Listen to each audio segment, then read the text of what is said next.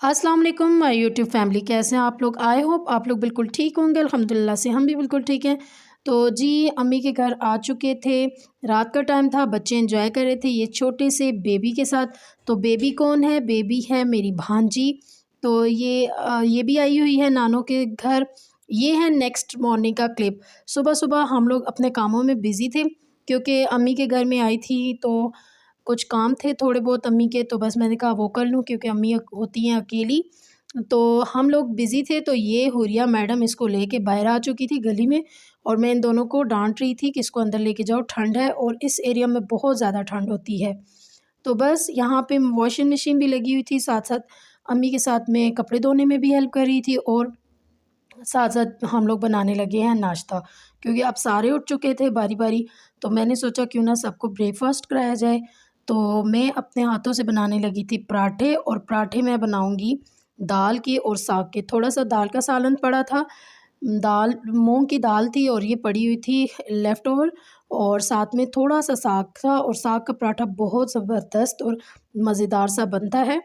तो बस इनमें मैंने थोड़ी सी प्याज, हरा धनिया और हरी मिर्च काट के डाली थी, लेकिन पहले मैंने सिर्फ बच्चों के लिए दाल वाले पराठे में सिर्फ हरा धनिया और प्याज मिक्स की थी। बाकी स्पाइसेस हमने कोई ऐड नहीं किए क्योंकि दाल ऑलरेडी स्पाइसेस वाली थी और नमक भी पूरा था। तो बस ये मैंने पेड़े में लगाया क्योंकि ये मैं बच्चों के लिए बना रही थी, और यमी यमी से मज़ेदार से पराठे बने थे। बच्चों ने ये खाए थे दाल वाले पराठे, बाकी घर वालों ने भी, और मैंने खाया था साग वाला पराठा। तो बस इसी तरह मैं आटा लिया और उसमें डालकर मैं ये बनाती गई पेड़े। मेरा इरादा था दाल से आटा गूँध लूँ, लेकिन फिर मैंने सोचा अम्मी ने ऑलरेडी इतना सारा आटा गूँध के रखा हुआ है, तो इस तरह करती हूँ कि इसको दाल को बीच में ही लगाकर पेड़ों में तो जो है वो मैं अच्छे से पराठे बना लेती हूँ। और साथ-साथ यहाँ पे मैं काम भी कर रही थी, और मज़ेदार यम्मी से क्रिस्पी से पराठे बने। फिर सबके लिए हम लोगों ने नाश्ता बनाया, मैं और मेरी सिस्टर दोनों हम लोग किचन में थे इस वक़्त। और इसी तरह मैंने साग वाला भी पराठा रेडी किया। तो बस साग इतना ही था जिस जो एक ही पेड़े में बन गया था। एक पराठा बना था, यहाँ पे पराठा चाय रेडी हो चुकी थी। अम्मी और अब्बू का नाश्ता मैं भेज रही थी रूम में, और बस ये उसके बाद थोड़े-थोड़े लिए थे क्लिप। ये जी आहद ने अन्ना से अपनी कॉम्ब करवाई, और अन्ना ने असल में हुरिया का स्टाइल बनाया, तो आहद ने कहा मैं क्यों पीछे रहूँ, मेरा भी हेयर स्टाइल बनाएँ।